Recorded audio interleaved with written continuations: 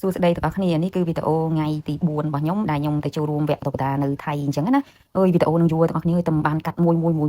តែមិននឹកឃើញកាត់តាមអារម្មណ៍អញ្ចឹងណាហើយនេះខ្ញុំរៀបចំមកbreakfast ប៉ុន្តែញ៉ាំបានតែកាហ្វេមួយទេហើយគិតហើយទៅអា breakfast ហ្នឹងគ្មានថតបានច្រើនទេទាំងអស់គ្នាអើយថតចុះថតឡើងឥឡូវដល់វគ្គថតអាហារមិនថតអាហារដល់វគ្គញ៉ាំអាហារថ្ងៃត្រង់ហើយពេលញ៉ាំអាហារថ្ងៃត្រង់ហ្នឹងបាននឹកឃើញថតវីដេអូបន្ទាប់ទៀតអញ្ចឹងណាហើយអាហារថ្ងៃត្រង់ថ្ងៃហ្នឹងខ្ញុំឃើញស៊ូស៊ីរៀងប្លែកអញ្ចឹងទៅខ្ញុំក៏ញ៉ាំស៊ូស៊ីមុនហើយអ្នកទាំងអស់គ្នាអូយឡើងឈួលជាមួយវ៉ាសាប៊ីអញ្ចឹងណាហើយពាក់ព័ន្ធមួយស៊ូស៊ីហ្នឹងវាជាម្ហូបជប៉ុនអញ្ចឹងណាទាំងអស់គ្នាអញ្ចឹងរសជាតិអីវាអត់សូវខុសពីនៅខ្មែរអីហ្មងទេវារៀងស្តៀងគ្នាអញ្ចឹងណាហើយនៅដូចខ្ញុំនេះវីដេអូលើកមុនអញ្ចឹងថាម្ហូបគេនៅក្នុងអតែហ្នឹងជាអតែរំដាប់អីចឹងហើយម្ហូបគេមានច្រើនមុខមានប្រភេទម្ហូបច្រើនមានម្ហូបឥណ្ឌាម្ហូបអឺរ៉ុបម្ហូបអីចឹងណាពីព្រោះអីភ្ញៀវដែលគាត់ស្នាក់នៅហ្នឹងមានគ្រប់ប្រភេទអញ្ចឹងណាទាំងអស់គ្នាហើយអញ្ចឹងខាងអតែគាត់ត្រូវរៀបចំម្ហូបឲ្យបានគ្រប់ប្រភេទដែរសម្រាប់ទូភ្ញៀវណាហើយបន្ទាប់ពីស៊ុយស៊ីទៅដើរចុះដើរឡើងអូយនេះជាចំណងចំណូលចិត្តបុកល្ហុងអញ្ចឹងណាទាំងអស់គ្នាបុកល្ហុងនៅថៃហើយក៏ដួសយកមកញ៉ាំមកតំណងទាំងអស់គ្នានេះហើយអ្នកទាំងអស់គ្នាទៅថៃខ្ញុំរីកមិនកុំភ្លេចញ៉ាំអានេះអានឹងស្អីទៅភ្លេចឈ្មោះបាត់ហើយបន្ទាប់ពីវគ្គ training ពេលល្ងាចហើយខ្ញុំក៏នឹកឃើញថាខ្ញុំចង់ទៅលេងនៅជាន់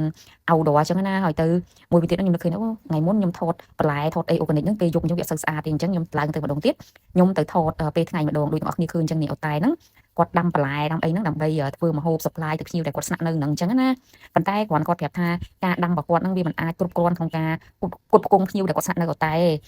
ហើយគាត់ក៏កំងមហូបកំងបន្លែកំងអីហ្នឹងមកពីខាងក្រៅដែរអញ្ចឹងណាហើយនេះខ្ញុំដើរចុះឡើងថតវីដេអូលេងទុកជាអនុស្សាវរីយ៍អញ្ចឹងណាទាំងអស់គ្នាពេលយើងបានទៅដល់បាងកកហើយមួយវិញទៀតហ្នឹងគឺយើងថតអាគារថតអីជាដើមអញ្ចឹងណាគេនៅហ្នឹងគេមានអាគារមានអីនៅជុំវិញអញ្ចឹងយើងងាកទៅខាងណាក៏អាគារអញ្ចឹងទៅហើយវាស្អាតអីអញ្ចឹងណាហើយបើសិនជាពេលយប់វាកាន់តែស្អាតទៀតព្រោះវាបាញ់ភ្លើងពណ៌ភ្លើងអីមកអញ្ចឹងណាហើយដើរចុះដើរឡើងនេះដើរចុះដើរឡើងដើម្បីថតវីដេអូទុកកាត់ប្លុកផងអីផងហើយកន្លែងនេះដាក់កាមេរ៉ាចោលខ្លួនឯងសម្ដែងដើរទៅលិចដើរទៅកើតពីព្រោះអី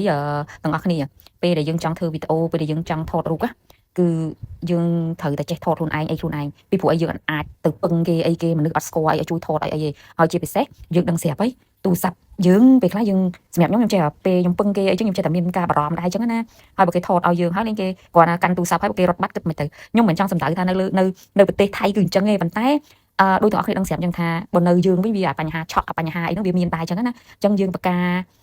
ខ្លួនយើងអញ្ចឹងណាហើយទាំងអស់គ្នាគួរតែរៀនបើសិនជាចង់ធ្វើវីដេអូធ្វើអីធ្វើ blog ខ្លួនឯងឲ្យគួរតែរៀនពីរបៀបនៃការថតខ្លួនឯង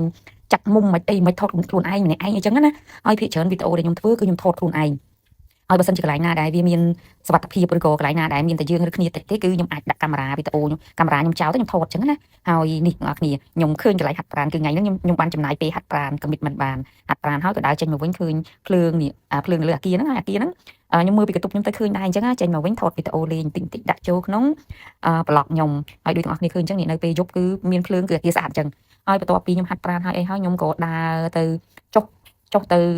ក្រោមខ្ញុំដើរទៅបន្ទូណាមហើយទៅខ្ញុំទៅញ៉ាំកាទៀវនេះអូយបងប្អូនខ្ញុំបញ្ចូលសលេងខ្ញុំនឹងឃើញរសជាតិនឹងឡើយឆ្ងាញ់ណាស់បងប្អូននៅហ្នឹងនិយាយទៅវាពេលខ្លះវារបៀបថាពេលដែលយើងញ៉ាំហ្នឹងវាមិនអស់ចាប៉ុន្តែវាពេលដែលយើងមើលម្ដងទៀតគឺធ្វើឲ្យយើងមានអារម្មណ៍ថាយើងនឹកឃើញដល់រសជាតិហ្នឹងអញ្ចឹងហើយយើងចង់ញ៉ាំអញ្ចឹងណាហើយយប់ស្មានហ្នឹងក្តៅអីអញ្ចឹងជាក់អីអញ្ចឹងបើបានញ៉ាំកាទៀវមានប្រហិតមានអីអញ្ចឹងអើយអែមណាស់បងប្អូនហើយអានេះពេលខ្ញុំញ៉ាំហើយគឺខ្ញុំដើរកយគុណនៅក្នុងបន្ទូណាមហ្នឹងតិចតួចទៅហើយបន្ទាប់មកដើរមកតែវិញអញ្ចឹងណាព្រោះឯពេលហ្នឹងគឺខ្ញុំទៅតែម្នាក់ឯងទេមិត្តភក្តិក្រុមការងារបបួលទៅក្រៅដែរប៉ុន្តែខ្ញុំអត់ទៅហើយខ្ញុំមិនឡាយយកពេលវេលាខ្ញុំទៅហាត់ប្រាណសិនអញ្ចឹងណាហើយអូខេមានប៉ុណ្ណឹង